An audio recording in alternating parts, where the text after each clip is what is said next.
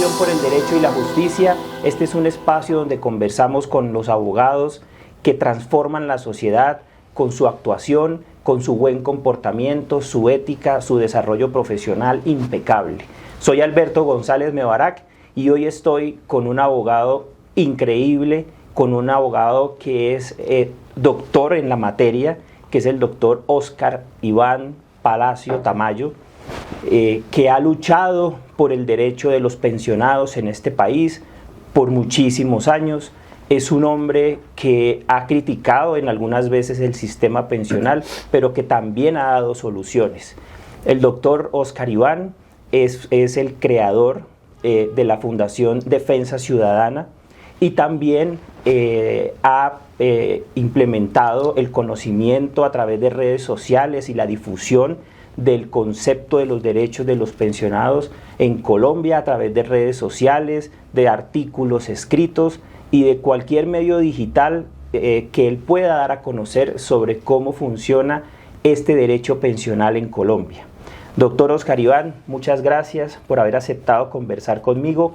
Es un honor tenerlo en este podcast que se llama Pasión por el Derecho y la Justicia. Para mí es un momento muy grande de gratitud contigo, con esa elocuencia que me presentas, que me sonrojo, querido colega Alberto González.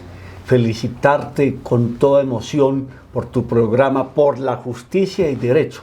Es volcar la expectativa de nosotros los litigantes puros, que nos vemos con el vestido, con el de ruana, con el viejo empobrecido, con la persona necesitada. El derecho es una pasión, pero la justicia es un valor inmanente a la dignidad del ser humano y a la propia crecimiento del hombre pensante. Realmente sí, lo pensional es un bagaje de normas, de circunstancias, de aciertos, de esperanzas para una sociedad.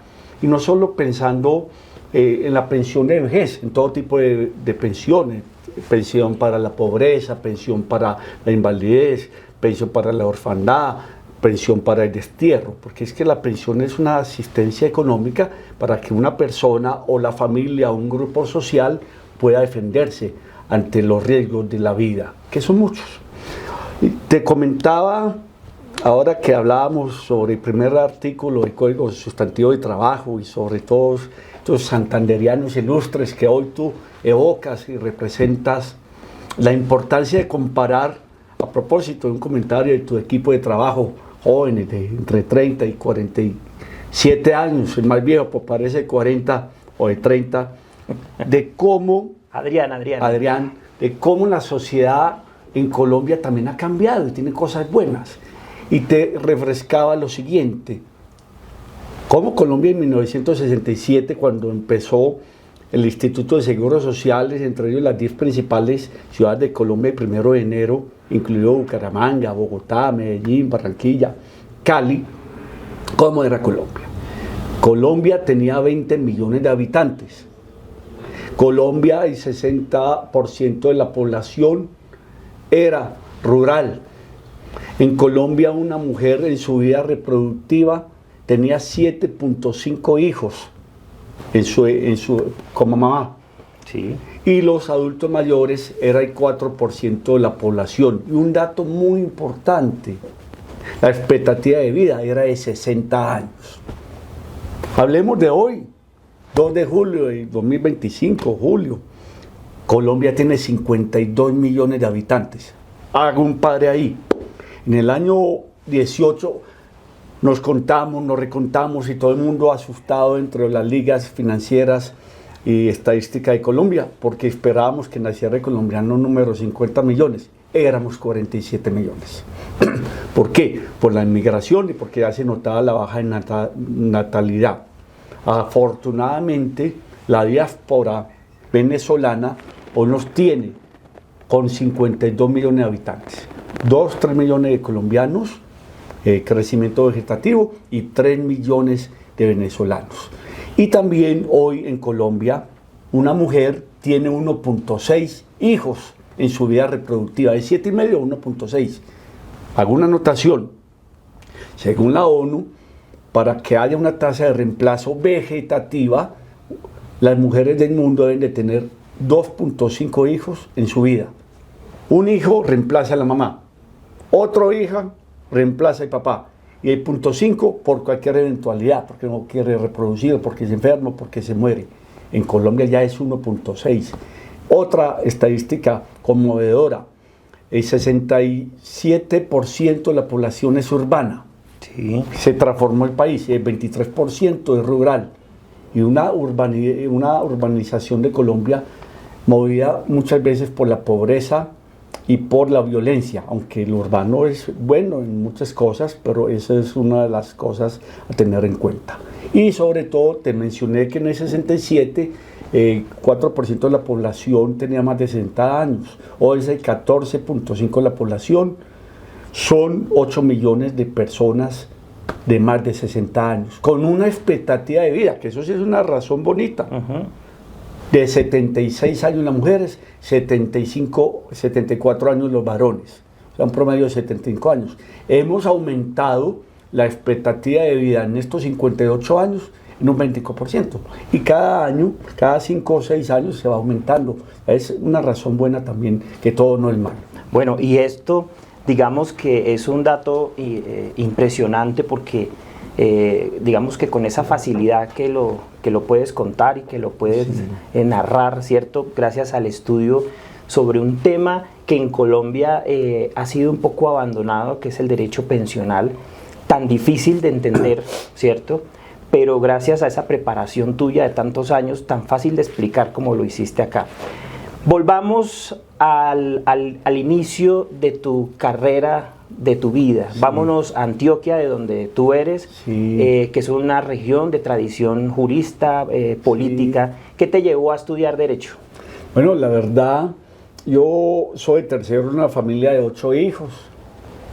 Gente muy normal antioqueña, muy paisa, el norte de Antioquia. Tuve en esa época lo que llamaban niños avispados o hiperactivos, que hoy son genios. En esa época éramos medio locos. Y a mí me gustaba leer mucho, mucho, y sobre todo mi capacidad oral. Yo le decía a mis padres y a mis amigos que como Oscar, ¿por qué no traes lapicero, no traes cuadernos? ¿Cómo aprender? Yo en esa hiperactividad me dije, no, le decía a esas personas, yo le pongo atención a mis profesores y voy acogiendo las ideas principales y secundarias. Y ese método de estudio lo tengo desde los 6 años. Y ahí me bandié, terminé el bachillerato en el Liceo Camilo Torres, de una familiaridad muy querida porque eran parientes de los dueños, y me embebía mucho la política del Partido Conservador. Sigo siendo conservador, pero ya más liberalizado hacia las causas sociales, porque entre otras cosas, los partidos, todos los partidos de derecha, de izquierda, de centro, tienen que ser sociales. Si no son partidos, entonces son sectas. Si no tienen lo social, son sectas, y yo nunca voy a militar en una secta. Y me vine a Bogotá con las recomendaciones del doctor Vallejo y del doctor Jaime Betancourt, ingresé a la Universidad Católica, y siempre me gustó el derecho laboral y pensional. Yo recuerdo que en casa de mis abuelos, lo que llamaban nanas, que eran unas personas como amutadas. Un día uno dice doméstica y lo pueden demandar. Sí. Sirvienta es una cosa terrible y ofensiva. Eso todo lo ha ido mutando el Código Sustantivo de Trabajo por jurisprudencia. Por jurisprudencia, que ahora entramos en ese tema. Y veía a Matilde, una morenita, ya no puede decir negrita, una morenita muy allegada que crió a mi padre, que era un hombre longevo. Imagínate, Matilde tendría 150 años, y a mí me llamaba la atención porque con un tabaco en plena ciudad se metía la llama en la boca y conversaba con ella. Entonces siempre me impresionaba mucho la vida de los adultos mayores, arrinconados, con su sombrero, con su rana, con su desparpajo, con una condición. En esa época todavía los abuelos eran amados. Hoy también son amados, pero utilizados y distantes. En ese tiempo había más arraigo por la tercera edad. Hoy no, hay abandono por la tercera edad. Me vine a Bogotá, estudié Derecho en la Universidad Católica y me vinculé a las cosas laborales rápidamente. Recuerdo que un paisano suyo, queridísima persona, me dio un cargo en Urabá, que llamaba director regional, director especial de la oficina de trabajo en Urabá. en plena violencia política. De mi oficina salían 5 sindicalistas y muertos, FARC, UP, y yo allá hice un apostolado, me siento muy orgulloso de eso, me fui con mi familia es Udar y mi señora y mis 4 hijos. Hay una que ya leo anclas tristemente hace 20 años porque la pérdida de una hija mayor es una frustración de nunca acabar. Solo la lucha social es la que a uno le permite avanzar con mucho amor. Y me metí en lo pensional. Fui dejando la vena de lo laboral, donde fui exitoso, porque Alberto, definitivamente, lo que mueve la profesión del derecho, aparte del estudio, aparte de ser astuto, aparte de ser inteligente, aparte de lo que quieras, es la pasión. Lo que nos hace a los abogados ser importantes, ser significativos, ser respetables y respetados en la sociedad, es ser vehementes, apasionados con las causas sociales, con el derecho de los otros, con el respeto de los deberes, porque solo se habla de derechos, hay que hablar de deberes. Y eso me ha hecho feliz a mí. No soy el mejor abogado, todavía estoy sonrojado que me presentes como un colega extraordinario, pero sí soy muy apasionado. Me enojo, busco los argumentos para defender las personas, y en el mundo de las presiones da eso, porque es que aquí cuando viene una persona a buscar para que le saquen una pensión, perdón el término así tan escueto, es porque ya hay donde 3 abogados, porque ya 10, 12 años luchando una pensión, y cada día más viejo, cada día más enfermo, cada día más papeles, cada día con su mente más difusa.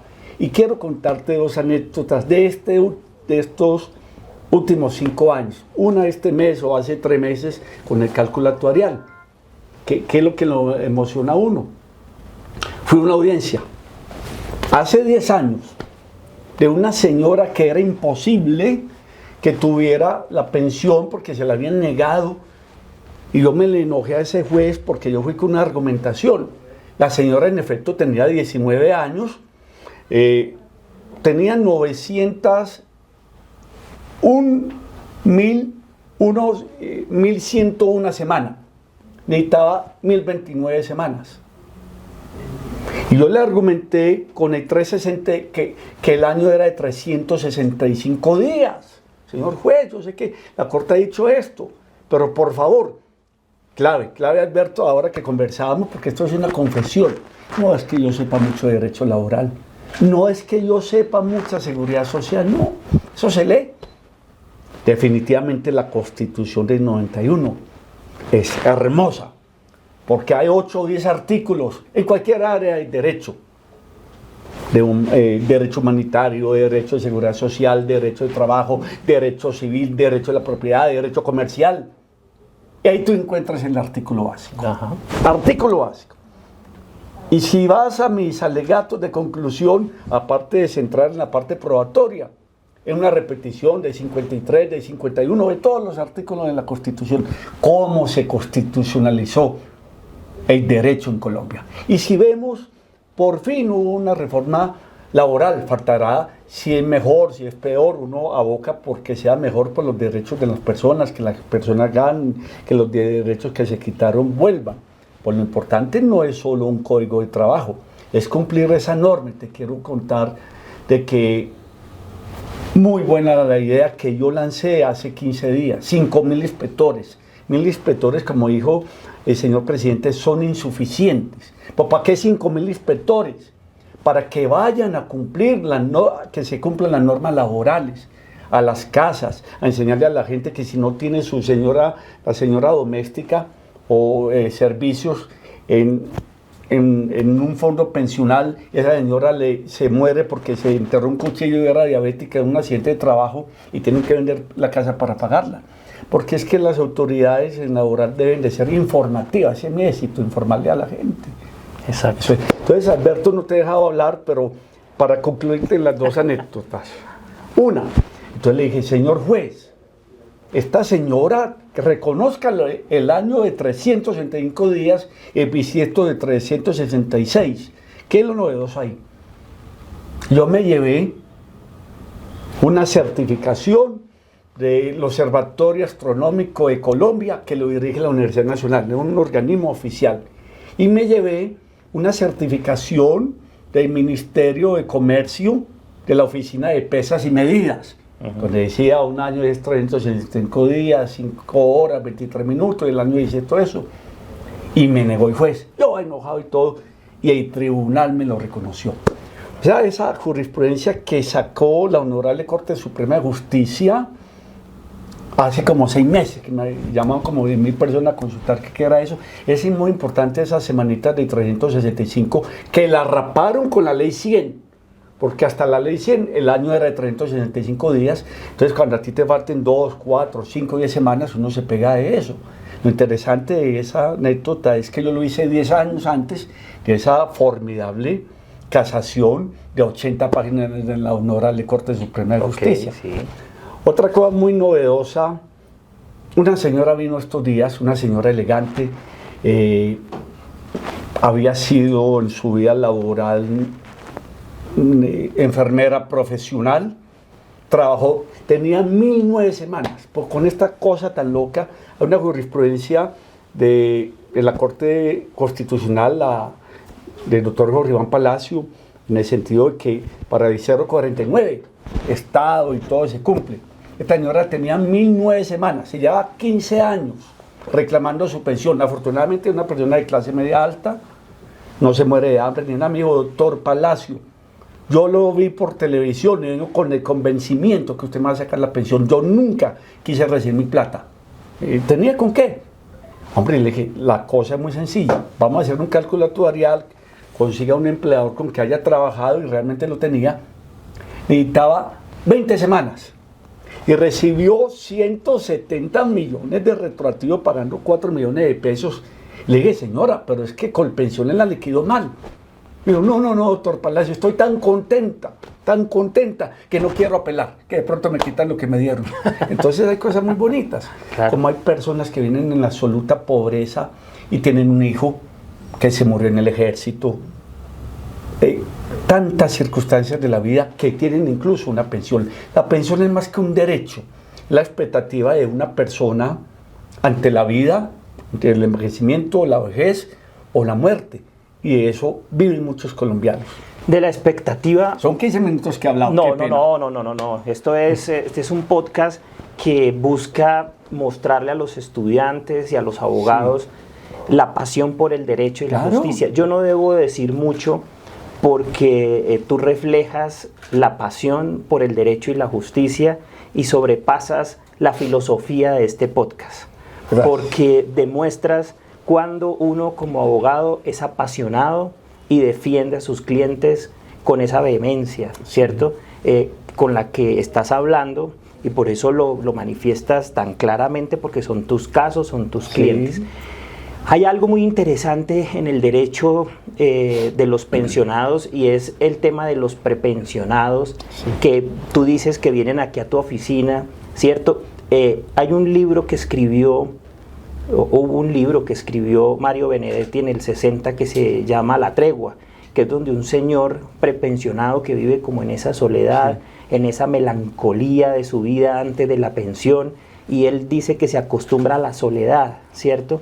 Cuando han venido esos clientes aquí prepensionados a consultarte, ¿has sentido ese sentimiento de soledad, de tristeza profunda? ¿Cómo los has tratado aquí? ¿Cómo los has atendido? ¿Qué has visto de ellos? Bueno, me recuerdas, cuando mencionas a Benedetti, no olvides que nuestro premio Nobel, el coronel no tiene que escriba, todo se monta sobre una pensión que nunca le llegó. Y que en varias menciones del libertador Simón Bolívar habla de la seguridad social integral. Tiene que ver mucho con nuestros afanes. Cuando aquí viene una persona de cualquier edad, por enfermedad, viene con mucho miedo hacia la muerte, miedo hacia el empobrecimiento, en la decadencia, y más las personas que ya van a cumplir los 72 años o tienen la edad y no se han pensionado. Miedo ante el futuro, vienen con tristeza, vienen con la angustia de que siendo jóvenes pudieron cotizar o que no cotizaron pero que sí trabajaron. y entonces a buscar a sus empleadores. Experimentan miedo y mi fuerza y mi obligación es devolverle la esperanza, sin engañarlos. Si usted no cotizó, no tiene pensión.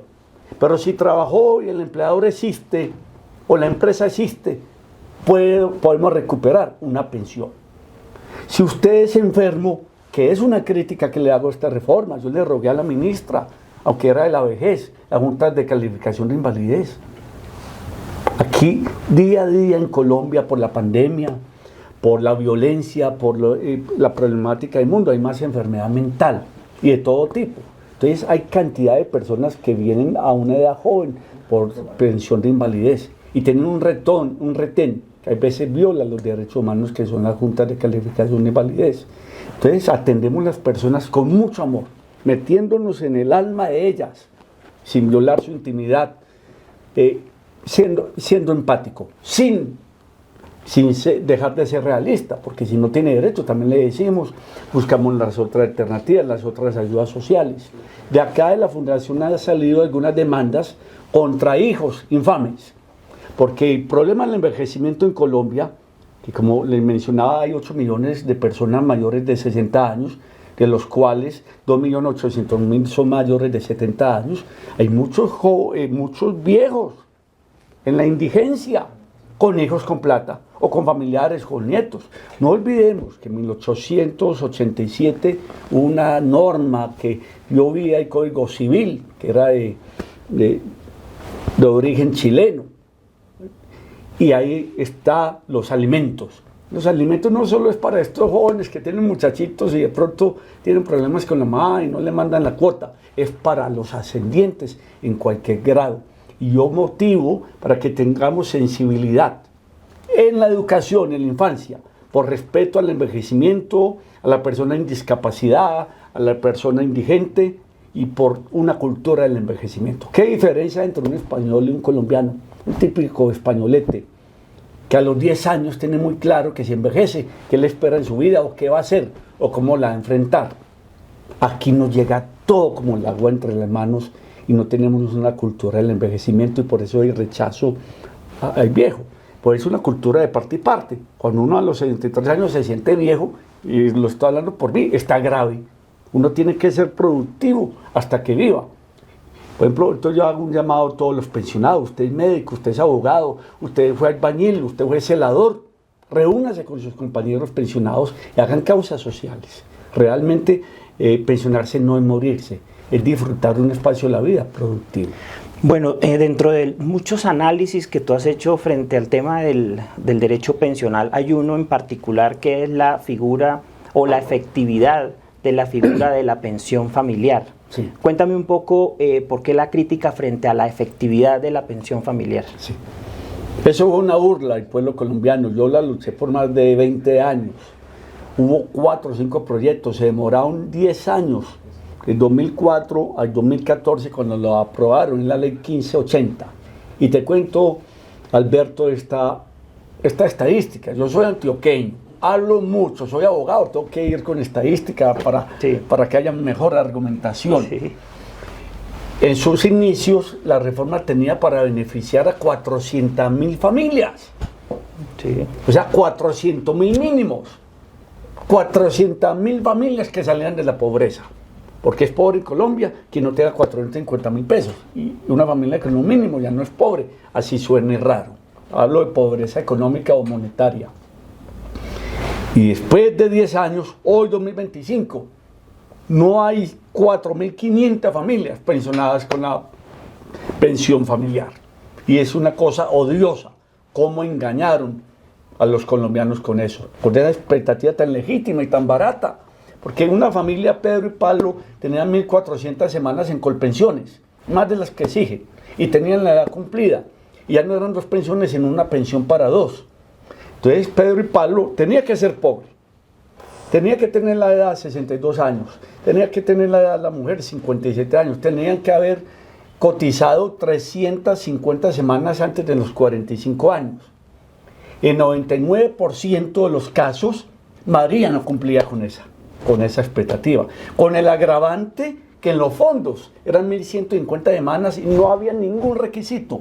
Pero en los fondos, multis por el foro, nunca dijeron nada. Entonces la gente no se dio cuenta, que era solo juntar la cuenta de Pedro y María en uno de los 4 fondos privados y reclamar su pensión familiar. Es un acto de egoísmo. Esta reforma trae la posibilidad que no hay requisitos. Pero ¿en qué consistió la infamia de Colpensiones que nadie hizo hasta este momento con la reforma? Nada, solo rabiar uno. Porque aquí no venían, entonces eran pobres, tenían la edad, tenían las semanas sobradas, pero la señora no cumplía las 30 y 50 semanas antes de los 45 años, porque la mujer trabaja, tiene menos posibilidades laborales y más en los costes todos de familias de clase baja. Pero incluso muchas cumplían con los 30 y 50 semanas antes de los 45 años. Faltaba un requisito en Colpensiones. Si iba a una visita a la casa y tenían televisor a color, no aplicaban. Burla de burlas.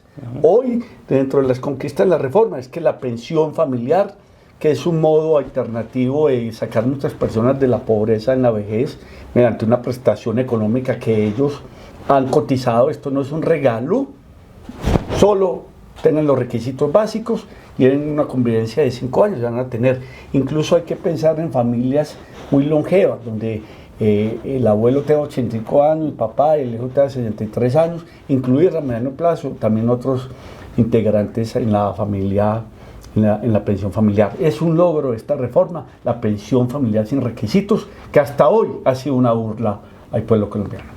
Doctor, ahora para la gente que no son abogados, que digamos están pensando en que tienen un fondo, están en un fondo privado o se pueden pasar a Colpensiones, ¿qué concepto tiene usted frente a los fondos de pensiones privados, ¿sí?, frente a Colpensiones? Es decir, para el ciudadano de a pie, y lo digo porque hay mucha gente en fondos de pensiones privados que demandan para poderse pasar a Colpensiones, ¿cierto?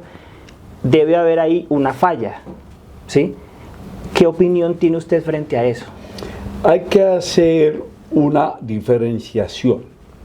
Si a mí me preguntan, ¿son los fondos unas buenas entidades? Digo, no son buenas, son excelentes, porque les entregaron en capital 80 billones de pesos, en capital, que es el ahorro de todos los colombianos que en alguna ocasión estuvimos allá y nos salimos, todos los que están allá, que entre otras cosas son los jóvenes. Observen esta estadística. En los fondos privados el promedio de edad es de 36 años, en Colpensiones de 53 años, los viejitos. En los fondos privados 6 millones cotizan, en Colpensiones 3 millones están cotizando, así sean 6 millones de afiliados. Entonces, si a mí me preguntan los fondos privados, y los fondos privados pasaron de 80 billones a 480 billones, ¿para quién eran útiles los fondos privados aparte de lo macroeconómico? Eran útiles para las personas que cotizaban hasta mínimo 0.8. Una persona que cotiza hasta 2.200.000 pesos en un fondo privado o en Colpensiones, su pensión va a ser de un mínimo. Y es mejor tener una pensión de un mínimo con 1.150 demandas hombre-mujer que con 1.300. En eso funcionó muy bien y no gratis, porque hay un fondo de garantía de la pensión mínima que el día que haya 1 millón de pensionados se acaba en un año. Entonces eso también, decir que las pensiones de los fondos privados no son subsidiadas, es mentiras. Tarde o temprano el Estado tendría que meterse la mano al bolsillo. ¿Cuál era el problema? Que para la clase media típica, médicos, abogados, las personas que hemos tenido la oportunidad de cotizar de 2, 4, 10 mínimos, era una desgracia, porque la tasa de lo que te pagaban por tu salario era del 20%. Cuento esta historia.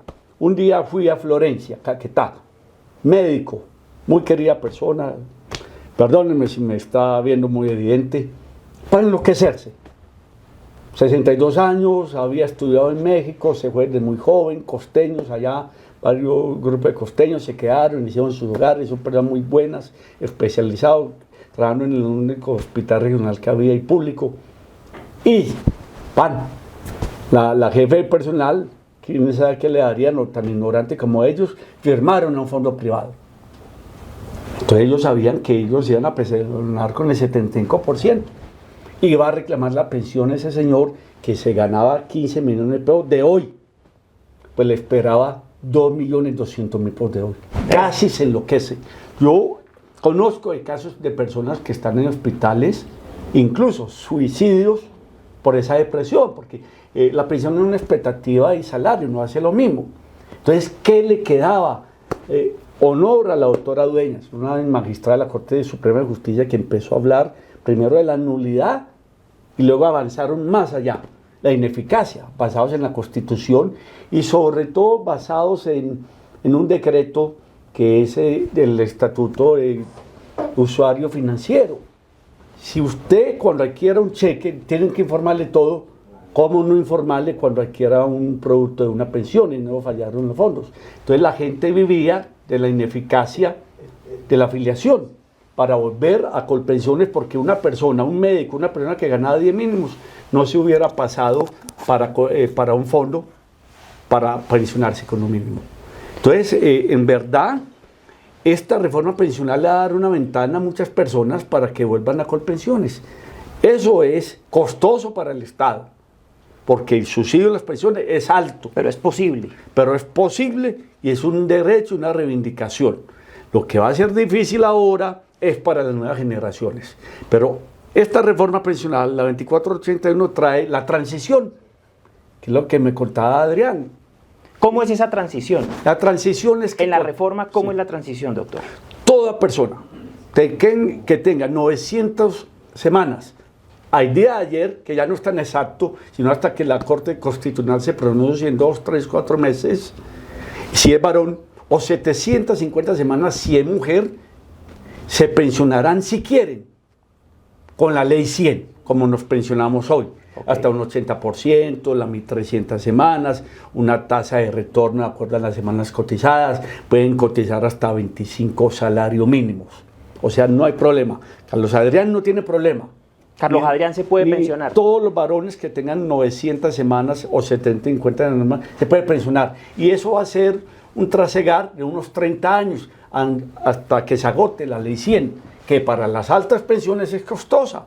Muy costosa, porque un pensionado de 20 millones de pesos, realmente el Estado lo está subsidiando en 15 millones de pesos. Y si vamos a los militares y a los policías que legítima su pensión, pues se casan a los 75 años o adoptan un niño o aparecen con un muchachito, son pensiones que se pueden prorrogar en el tiempo hasta 50 años. Doctor, según las estadísticas que tú tienes, digamos que por la ley existe que todos nos vamos a pensionar, sí. ¿Sí? Es un derecho constitucional, es un derecho que está en el Código Sustantivo de Trabajo, es una filosofía jurídica, sí, que tú estabas leyendo ahorita antes del podcast en el artículo 1 del Código Sustantivo del Trabajo. Pero realmente, en la realidad, ¿cuántas personas en Colombia se pueden llegar a pensionar? Es decir, esa expectativa de la que tú hablabas ahorita. ¿Tú tienes esa estadística, sí, realmente? ¿Cuántas personas realmente en Colombia se pensionan? Todo depende del mercado laboral, pero podríamos decir que hasta la ley 100 en Colombia se pensionaba el 10% de la población económicamente activa.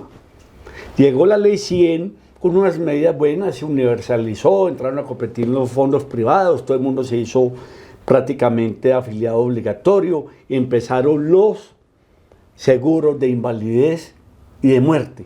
Quiero decirle que dentro de ese cúmulo de 2.500.000 pensionados que hay en Colombia, 800.000 son pensionados por invalidez o por muerte, porque murió el causante de la pensión.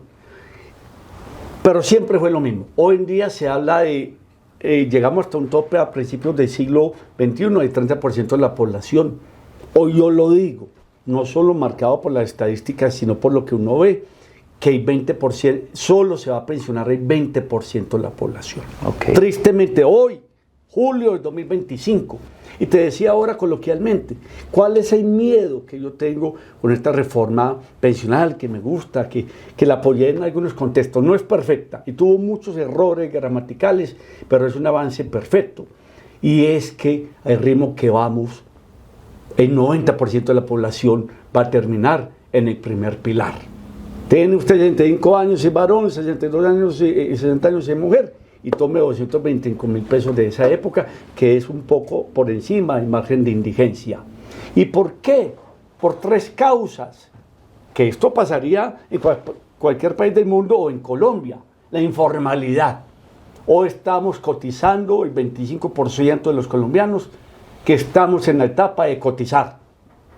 Y en el campo es solo el 10% de los cotizantes. La informalidad es mayúscula, porque la informalidad en Colombia hoy está en el 65% en las ciudades, pero en el campo sigue siendo el 90-95%, un país informal. No informal solo en que no pagan seguridad social, en que no pagan cesantía, en que no pagan pensión, en que no se visten adecuadamente, sino en todo, en los impuestos. Perdón, tú me contabas ahorita del caso de la señora de abajo, que es amiga tuya, de la que tiene el puestico. Una señora, la conozco hace 15 años, compartimos muchas cosas, ya la sacaron de Colombia Mayor, subsidio a la pensión, porque cumplió 65 años, no alcanzó, 70 semanas, yo dije, no la retira a ver qué le dan con la reforma de semicontributivo. Pero esa señora me dijo, doctor Palacio, es que yo me gano 1,5 millones y soy una privilegiada, porque es una persona muy popular. 1,5 millones sin prestaciones sociales. ¿Cómo quiere el Estado que yo ganándome 1,5 millones cada mes aporte 450.000 pesos por salud, por pensión? Entonces, no, Oscar Iván, Asofondos, que es la Academia de la Élite Financiera de Colombia hace 5 años, leí un estudio que sigue siendo una Biblia para mí, hay que ajustar parámetros estadísticos. Decía, es imposible que en Colombia cese la informalidad si no bajan los parafiscales y los aportes a la seguridad social. A las gentes pobres y sin trabajo normal hay que ponerlas al 5%, en pensiones y en salud. Definitivamente, para que la gente cotice. Es que la gente, el independiente en Colombia no cotiza no porque no quiera, sino porque no puede. La contribución a la seguridad social solo es para los formales. Otras situaciones, desempleo. Aquí hay un desempleo, aquí somos aficionados y vivimos de rebusque. Estamos aquí a 20 metros de la carrera séptima. Es un rebusque de informalidad desde niños de 10 años hasta señores de 80 años. Y los puedes entrevistar hoy, donde llevan 20, 40, 50 años como vendedores ambulantes. ¿Sabes qué es lo emocionante? Uno debía de darle un premio Nobel a las personas que nos digan cómo hace esta gente para vivir con cierta normalidad, con menos de un mínimo. Sí. Ese sí es un premio Nobel, que nos digan cómo hacen. Sí. Tercero, en Colombia no estábamos preocupados por la seguridad social en pensiones, es porque nunca habíamos hablado de que en Colombia ha sido cómoda, cuesta 60 billones de pesos las pensiones, pero es para un 25% de privilegiados. Si podemos llamar, que yo los llamaría, a mí no me da pena llamarlos privilegiados, de esos 2,5 millones de pensionados, 1.700.000 es con el mínimo, pero de todas maneras es un mínimo que cada año acrecienta un poco.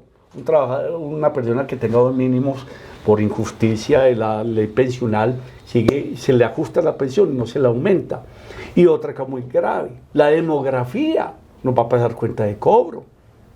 Es que ya en Colombia, cuando no haya una tasa de retorno, es muy probable que en 15 años hayan más defunciones que nacimientos, situación que está pasando en 5 o 6 países de América Latina y en muchos del mundo, empezando por Cuba. Hay más defunciones que nacimientos. Hay muchas personas que dicen, usted que tiene 50 años se logra pensionar, ¿sí? Pero los jóvenes aquí como Edward o como Santiago dicen, no, pues yo no me voy a pensionar. Entonces ese es el común de la gente, ¿cierto? Que dicen, yo no me voy a alcanzar a pensionar. Ese no me alcanzo a pensionar es primero por la expectativa de edad, o 2, porque presupuestalmente no va a haber recursos para cubrir esos gastos o esos aportes en pensión. ¿Qué piensa usted? Es de todo un poco. Las expectativas económicas sin trabajo son nefastas, así el Estado ayude. Pero también es una expectativa de la época, la gente tiene desesperanza, incluidos los jóvenes. Pero yo hago un llamado de atención, contándonos al principio de esta charla las tristezas, como tu padre se nos fue en pandemia, y tantos hogares colombianos que aportaron tantas víctimas en este llamado de atención a la humanidad. Quiero decirte esto: ¿Cuántos jóvenes murieron en la pandemia? Jóvenes, no sesentones como tu señor padre, de 30, de 35 años. Como Adrián. Como Adrián, que podrían haber estado cotizando. La mitad no lo hacían porque no podían.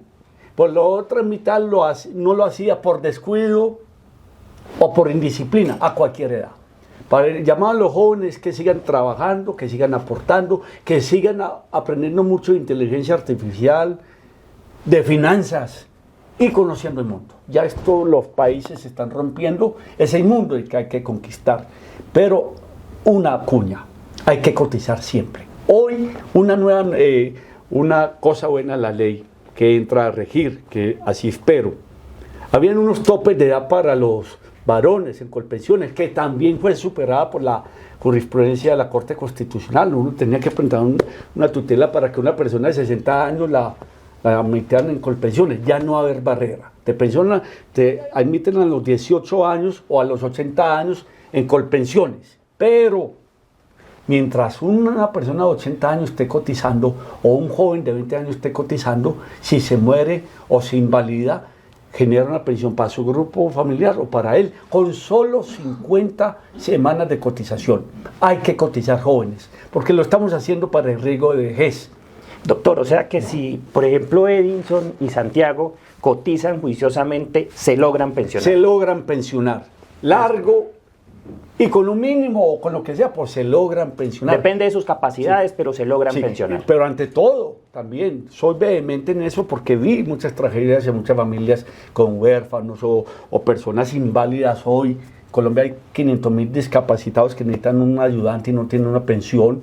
Es que mientras uno cotiza para vejez, está asegurando el futuro de su familia o de uno mismo ante la orfandad o la muerte del afiliado. Y necesita solo 50 semanas. Doctor, ¿cómo es rápidamente, sí, cómo es ese régimen especial de pensión para las madres o padres que tienen un hijo en condición de discapacidad? En Colombia hay 3 pensiones especiales que poco han servido por una cosa esencial que estás haciendo, Alberto. Muchas gracias, porque estás metido a informarle a todos los ciudadanos de Colombia los derechos que tenemos. Si usted es padre o madre, ya no inicialmente fue para la madre, es padre o madre, que tenga un hijo inválido a cualquier edad, que depende importantemente de ese hijo inválido, si cumple las 1.300 semanas hoy, a cualquier edad, se va a pensionar. Otra pensión especial hace mucha falta y mucho recorrido para que le llegue a toda la audiencia, y es persona de 55 años, hombre o mujer, con 1.000 semanas cotizadas. Si no tiene una invalidez, sino una deficiencia, le falta un brazo, tiene diabetes, ha empezado a perder la vista, pero va a la junta y no le alcanza para la invalidez, hay una pensión que se llama pensión especial de vejez por deficiencia y solo requiere un 25%. Y esta norma que entra probablemente a fin de año a la pensional, ya para las mujeres mayores de 50 años, con 1.000 semanas cotizadas, si tiene una deficiencia igual o superior al 25%, generan pensión. Hay mucha gente que puede tener pensión porque son incapaces, porque tienen dificultades, porque son inválidos en vida de su padre y no fueron reconocidos, se reconoce y se pide la pensión. Y hay una pensión especial que me tiene confundido porque el gobierno no ha dado señales de reglamentarla. Es la reforma que tiene que ver con las personas de alto riesgo, los oncólogos, los que trabajan con radiaciones en minas. Hubo un decreto 2090 que en este momento se acabó y terminó el decreto para las personas que trabajan en alto riesgo. Después de cotizar 700 semanas en alto riesgo, que es un 10% más de cotización, se pensiona desde los 50 años de edad. Muchas cosas, pero hay que divulgarla. Gracias por este programa, por la justicia y derecho. Informar. Tienes una pensión para tu hijo, para tu hija, para un sobrino, para un conocido. Vuélvete un divulgador de eso, porque es que la pensión no es un gasto para el Estado, es un derecho por la familia, por la dignidad de todos nosotros. Doctor, ¿la reforma pensional es buena, es mala, es regular? ¿Qué lectura le das a eso en pocas palabras para que la gente lo pueda entender? La reforma pensional tiene cosas muy buenas. Para las mujeres porque le rebaja la edad, no la edad, sino las semanas. Para las mujeres con dificultades de enfermedades, porque desde los 50 pueden sacar una pensión especial. Para el reconocimiento en la maternidad, ahora que no están teniendo hijos, hasta 150 hijos, 150 demandas por 3 hijos. Para los más pobres es buena, pero no es suficiente. Yo esperaría que este gobierno, que lo propuso el presidente Petro cuando era candidato, ya no lo va a hacer, pero haga el esfuerzo de que la línea del primer pilar, que es necesario, es urgente, que no estamos pensionando, un reconocimiento del Estado del gobierno que el colombiano primero nos está pensionando, sea la línea de la pobreza, no menos de 500.000 pesos. La reforma pensional no tocó ni la invalidez ni la muerte, que hay también aspectos muy importantes. Hay que pensar más en los colombianos en el exterior. Son 5 millones de colombianos en el exterior que no figuran en el censo nacional, entre otras, que cotizan 80.000. Hay muchas cosas por hacer, seguir combatiendo la informalidad. Pero vuelvo y repito, el éxito de esta reforma pensional, de la reforma laboral y de todo lo que se haga en Colombia depende de 4 cosas. Primero, que haya paz. Segundo, que la informalidad sea derrotada, pues no con discursos, sino con cosas muy concretas como la rebaja de los aportes a la seguridad social para los independientes. Tercero, mecanismo de protección a la mujer para que devuelva la tasa de 2.5 hijos. Y cuarto, crecimiento económico. Con pobreza en el Estado, nunca una reforma pensional es viable. En Colombia hay algo muy simpático. Nunca ha sido viable una pensión para todos, de pronto hoy. Porque si nosotros nos imaginamos hoy 6 millones de colombianos que no tienen ni tendrán pensión hoy, con lo mínimo, no habría con qué pagarles. Entonces, para futuro, para ustedes jóvenes que nos están viendo, el doctor Alberto, que es un hombre muy joven, para Oscar Jan, que ya entró en la tercera edad, la aprovecho para no hacer filas y para la banca azul. Sí. Necesariamente hay que cotizar y cotizar. Muy bien. Ahorita, antes de comenzar el podcast, me decías, ¿yo con qué le llego al doctor González? Y eso me impactó mucho. Y es ese trato que has tenido con las personas mayores, ¿cierto? Con los adultos mayores. Y es cómo ha cambiado en el tiempo el aspecto de una persona que hablábamos ahorita. Sí. Me decías, Alberto, es que hay unas personas de 55 años, hace 40 años que se veían supremamente ancianas, ya con bastón, con gorro, y hoy en día, por ejemplo, Adrián se ve supremamente joven, pero Adrián no tiene 55 años, pero puede ser que una persona como Adrián de 47, hace 60 años se pudiese ver mucho más mayor, ¿cierto? ¿Cómo llegaste a esa conclusión? Es decir, ¿por qué lo pensaste? Lo pienso porque aquí vienen mucho adulto mayor de 90 años vigente, leyendo prensa y haciendo periódicos. Y también adultos no tan mayores, muy decaídos. Yo creo que son 3 cosas. Te comentaba que con qué sorprendo hoy a Alberto y a su equipo. Le dije, una buena noticia. Estamos viviendo o tenemos una expectativa de vida un 25% más que hace 58 años, en el 67. Pero unas cosas que me ocupé son más de la antropología cultural y social, y también es un mecanismo de la modernidad.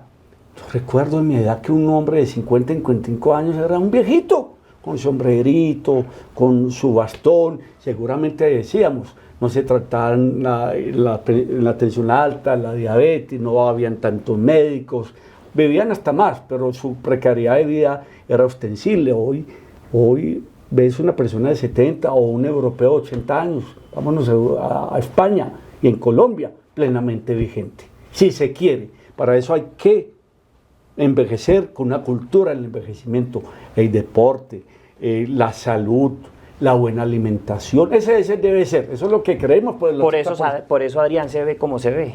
Se ve y se va a ver mejor a medida que envejezca. Muy bien. Doctor, muchísimas gracias por haber aceptado conversar conmigo. Es impresionante porque para los abogados ha sido una cátedra de derecho pensional realmente. Para la gente de a pie ha sido una orientación magistral clara, puntual y sencilla. Para mí es un honor que me hayas recibido aquí en tu oficina en Bogotá. Muchas gracias por compartir tus conocimientos, tus experiencias, esa capacidad para poder explicar un tema tan difícil y a veces tan abandonado como el derecho pensional. Mil y mil gracias, porque con esa experiencia tuya en el Fondo Nacional del Ahorro, en ferrovías, bueno, etcétera, tú eres una persona maravillosa, luchador. E increíble, hiperactiva, como lo pueden ver aquí nuestros seguidores, pero totalmente claro, diáfano en lo que dice y justo, y sobre todo con justicia social. Que eso es un pilar importante para nosotros los abogados. Sí. No solamente echarnos un peso al bolsillo, sino también hacer causas sociales. El abogado sin justicia social es un ser inerme ante la vida y ante el destino. Muchas gracias, doctor, ha sido un placer. Doctor Alberto, muchas gracias, es un honor por lo que estás haciendo de promulgar los derechos y la justicia. No olviden, cotizar, cotizar, cotizar, y la juventud es la esperanza de Colombia. Equipo, denle un aplauso al doctor, por favor. Muchas gracias.